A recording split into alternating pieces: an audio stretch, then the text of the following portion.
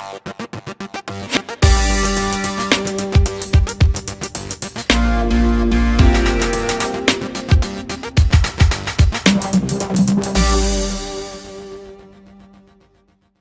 and welcome to the Educator Speak series. When we think and talk about high school students and high school education, many a times what we fail to talk about is the urban fringe population. We are going to focus on the specific challenges, needs, and successes of the urban fringe students and what truly gets us results. To talk about this today, I have with me in our studio Dr. Jennifer Norrell. Jennifer, welcome to Educator Speak. Thank you. It's great to have you here in the studio. And I know when I was talking to you before the start of the interview, one of the things that you mentioned was urban fringe, and that really fascinated me. You were talking about the challenges. So talk to me a little bit about what urban fringe really is. To summarize the main difference between urban environments and urban fringe would be to look at the resources, because the resources that are found in abundance in more urban environments, although not perfect, certainly much more than urban fringe environments. And so in urban fringe, what you find is a lot of the same difficulties and challenges that exist in urban environments, but urban fringe tends to have less industry, less resources, less access and exposure for students and for partnerships. Also in urban fringe environments, most of those communities are suburban communities, but yet and still they're urban fringe because they bring with it, again, a lot of the challenges of urban environments.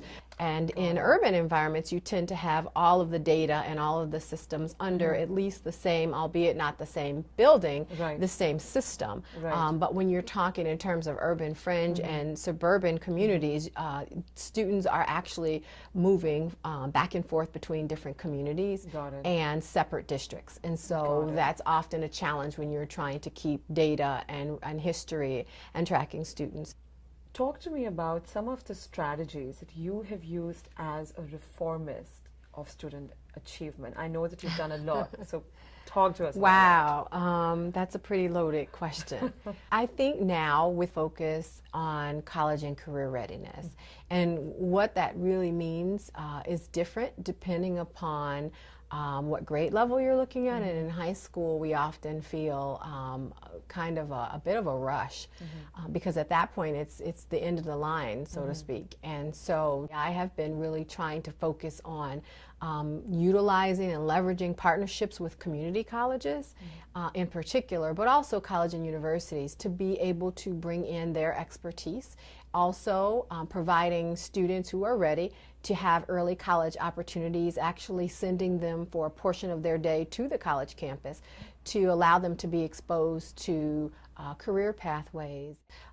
Other than just being a best practice in terms of giving them a truly viable option to work as they're in college or work immediately after high school if they're going to take a little bit longer to enter the university. It's just something that, you know, we do all of these different things to motivate staff and to talk about staff working, looking at data and working on skills and motivating teachers. But oftentimes we miss the opportunity to motivate students and parents.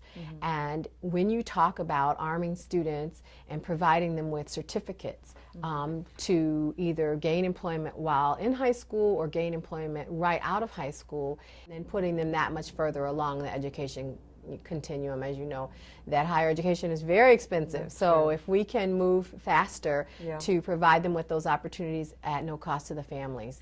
And the thought is that every single student should leave high school with some type of credentials or certification. So that is why you hear college and career ready, because they feel that it's not just enough to be college ready anymore. Would you say, Jennifer, that that's very unique to urban fringe, or would the same strategies for making them prepared and making them motivated also would work for the urban school districts? I feel that what research shows is that most things that work in your urban or your urban fringe environments has tremendous success everywhere else. Wonderful. Because you're really talking about a population of students that oftentimes has such a huge deficit and is oftentimes very disenfranchised. And so things that are effective are just best practices all around. You're one of the first people whom I met who rolled out RTI, intervention in the school district. Talk to me a little bit about that.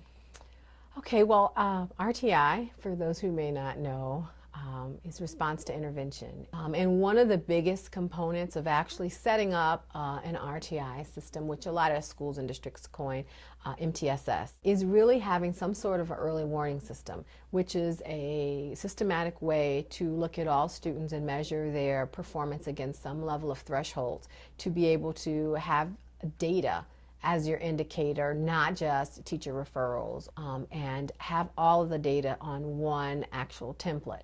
And one of my favorite tools to use for that is, I coined it the term monster roster. So it's a roster that has all the information of a student on there, and then you're able to look at everything at once. Because for years now, students that were on the teacher radar, as you look at their data, they may or may not need academic supports. Some of your most gifted students just don't like to play the game of school.